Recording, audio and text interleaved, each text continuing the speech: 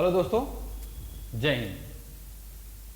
दोस्तों, हम राजनीति विज्ञान के कुछ महत्वपूर्ण शब्दावली का सीरीज वीडियो बना रहे हैं, जिसमें आज हम समानता पर बात करेंगे। इसके पहले और वीडियो आ गए हैं, जैसे कि स्वतंत्रता आ गया है, लोकतंत्र आ गया है। अगर इसे भी जानना हो तो हमारे प्लेलिस्ट में जाएं, पिछले वीडियो को देखें। आगे हम बात करें समानता की। दोस्तों, समानता एक ऐसा शब्द है जिसे हम सब बिल्कुल परिचित हैं, बिल्कुल नया शब्द नहीं है। हम घर में भी प्रयोग करते हैं समानता की। परंतु दोस्तों, आज हम बात करेंगे सरकार की दृष्टि में, समाज की दृष्टि से, और लगभग हर क्षेत्र में बात करेंगे कि समानता का वास्तविक अर्थ क्या है। इसके लिए हमने कुछ अब से पहले समानता के बारे में कहे गए विद्वानों को भी कोट करेंगे। उनके भी लाइनों को हमने पहले ही बोर्ड पे लिख लिए हैं, जो उपयोगी लगा। इसके संबंध में भी हम बात करेंगे और उसका रेफरेंस लेकर ही बात करेंगे, ताकि हम और भी स्पष्ट समझ सकें। दोस्तों, समानता की बात करें, जैसे कि हम सब जानते हैं कि हर व्यक्ति समान हो जाए। एक बार कल्पना कीजिए, 10 सेकंड के लिए वीडियो पॉज कीजिए, सोचिए, फिर आगे देखिएगा, आपको और मजा आएगा। अगर समानता की बात करें तो हर व्यक्ति, प्राकृतिक समानता की बात करें, प्रकृति से हर व्यक्ति क्या बराबर हुआ है पैदा? बिल्कुल नहीं। कोई महिला है, कोई पुरुष है, कोई लंबा है, कोई छोटा है, कोई मोटा है, कोई पतला है। प्रकृति समानता नहीं है। आर्थिक समानता की बात करें, समाज में हर व्यक्ति के पास बराबर धन हो, यह मात्र कोरी कल्पना है, न कभी सत्य हुई है, न कभी सत्य होगी। यह संभव ही नहीं है। शैक्षिक समानता की बात करें तो क्या क्लास का हर बच्चा पढ़ने में एक बराबर तेज होता है, एक बराबर उसे बनता कीजिए? या हर गांव, गली, मोहल्ला के हर बच्चे एक बराबर पढ़ते हैं? ये भी एक पूरी कल्पना है।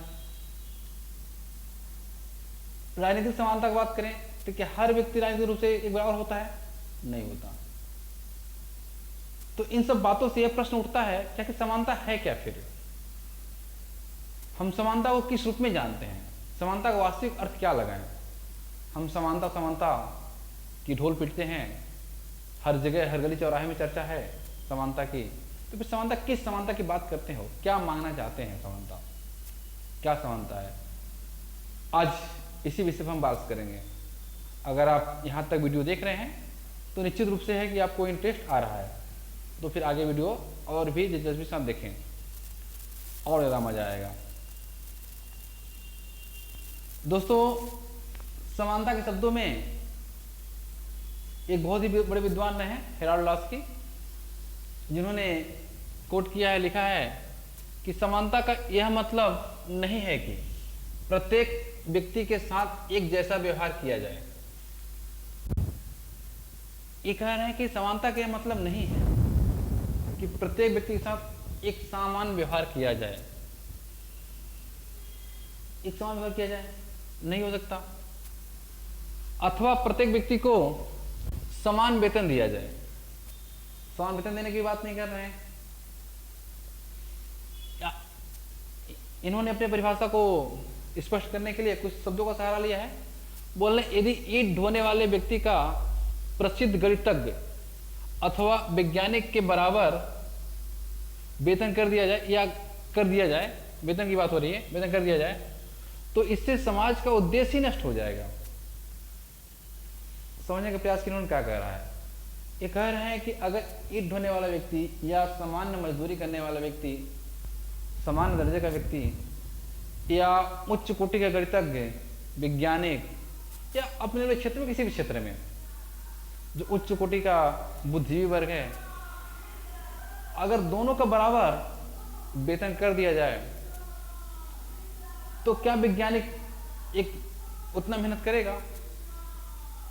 नहीं करेगा। तो समाज का उद्देश्य नष्ट हो जाएगा। एक कहने के समाज का उद्देश्य ही नष्ट हो जाएगा।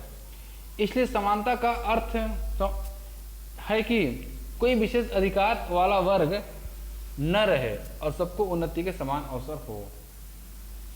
लास्की महोदय कह रहे हैं कि इसलिए समानता का अर्थ यह है कि समाज में पहले से, पूर्वजों से या लंबे समय से ऐसा कोई वर्ग न हो जिसे विशेषाधिकार हो।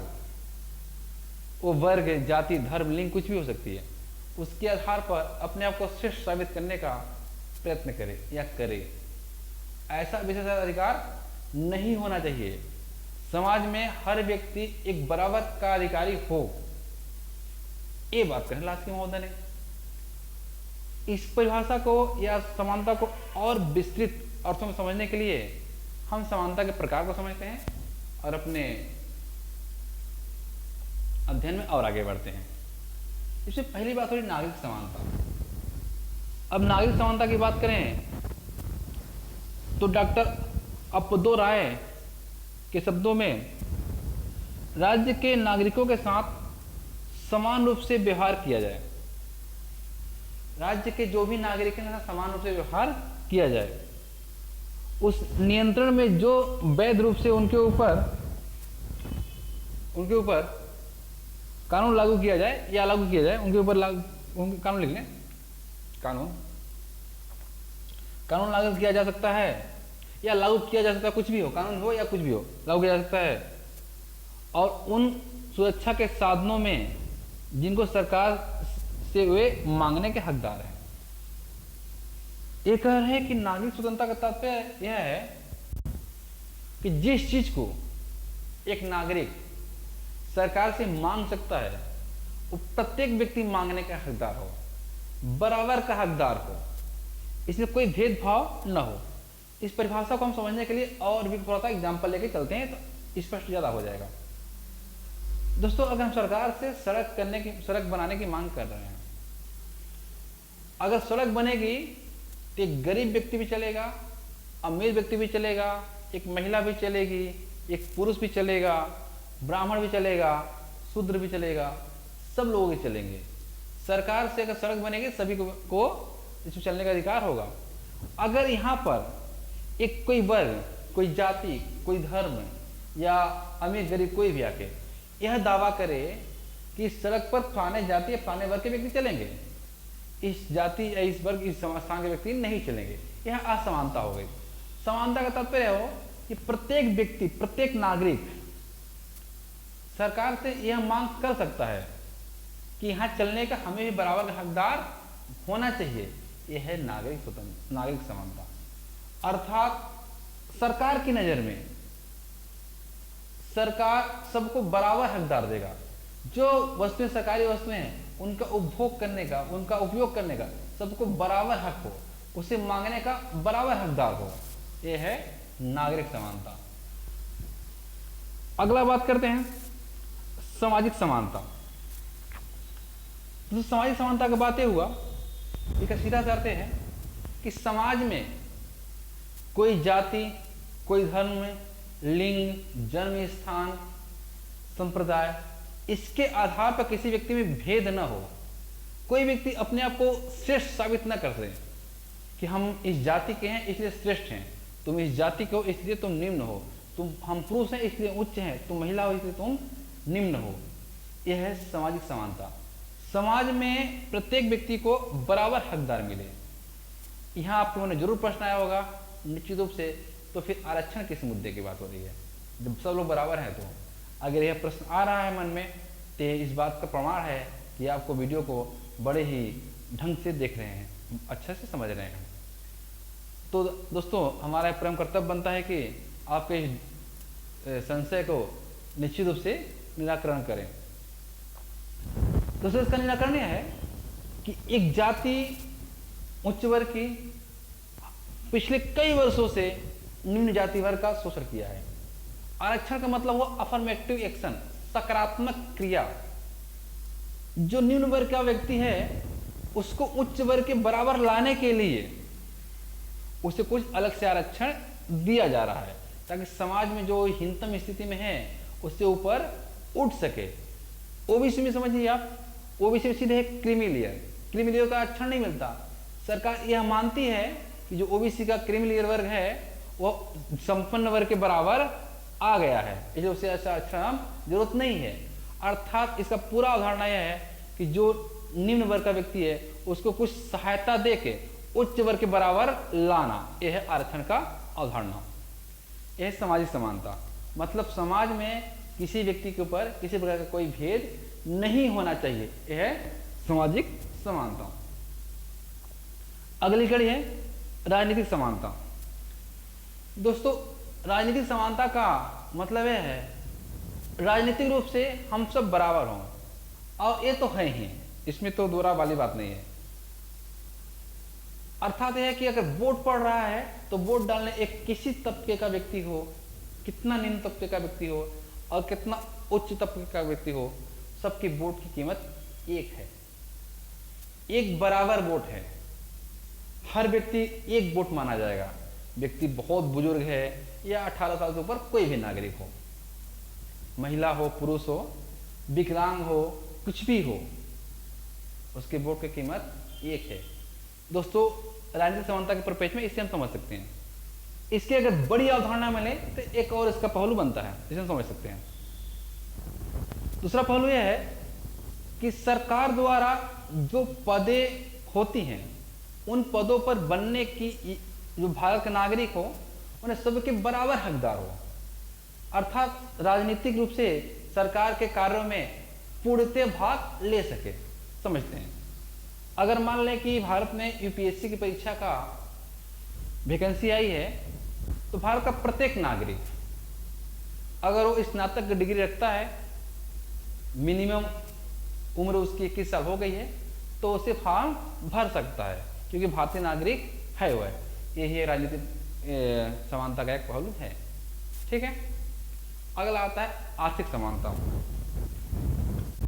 दोस्तों, आर्थिक समानता भी एक बहुत महत्वपूर्ण लाइन है और हम तो कहें कि सभी समानताओं में सबसे जरूरी आर्थिक समानता ही है।